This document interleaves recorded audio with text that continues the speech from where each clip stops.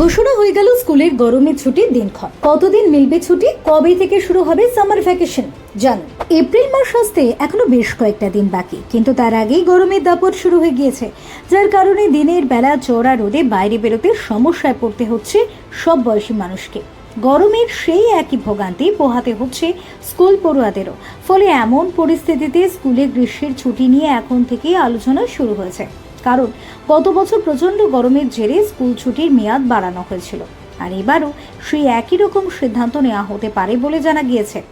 মধ্যশিক্ষা পর্ষদের প্রাথমিক সিদ্ধান্ত অনুযায়ী এবার স্কুলে গ্রীষ্মের ছুটি শুরু হবে 12ই মে থেকে এবং চলবে 23শে মে পর্যন্ত, অর্থাৎ রবিবার বাদে মোট 11 দিন ছুটি দেওয়া হবে।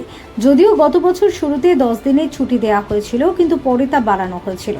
আর এবার শুরু থেকে গতবারের চেয়ে একদিন বেশি ছুটি দেওয়া হচ্ছে। পাশাপাশি এও জানা গিয়েছে পরিস্থিতির অবনতি হলে ছুটির মেয়াদ আরও বাড়ানো হতে পারে। মধ্যশিক্ষা পর্ষদের বিজ্ঞপ্তি অনুযায়ী এবছর গ্রীষ্মের ছুটি সহ মোট 65 দিন স্কুল বন্ধ থাকবে।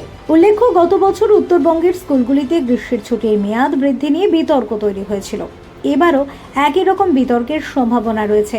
তবে পড়ুয়াদের স্বাস্থ্য ও সুবিধার কথা মাথায় রেখে ছুটির মেয়াদ বাড়ানো হলে তা অভিভাবক এবং শিক্ষার্থীদের জন্য স্বস্তির খবর হবে বলে মনে করছেন বিশেষজ্ঞরা। কারণ যাতায়াতের সময় চড়া রোদ এবং গরমে পড়ুয়াদের স্বাস্থ্য ঝুঁকি তৈরি হতে পারে। এমন পরিস্থিতিতে গ্রীষ্মের ছুটির মেয়াদ বাড়ানো সময়ের দাবি বলেও মনে করছেন অনেকে।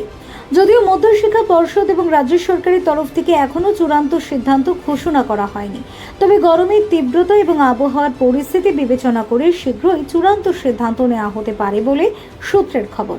গ্রীষ্মের এই দাবদাহে পড়ুয়াদের স্বাস্থ্য এবং নিরাপত্তার কথা মাথায় রেখে স্কুল ছুটির মেয়াদ বাড়ানো হবে কিনা এখন মুখ্যমন্ত্রী এবং মধ্যশিক্ষা পর্ষদের সেই সিদ্ধান্তের দিকেই চোখ সকলের। যদিও সময় বলে দেবে এবারের গ্রীষ্মের স্কুল ছুটির মেয়াদ কতটা থাকবে। ফেব্রুয়ারি রিপোর্ট, টক টু টাইম।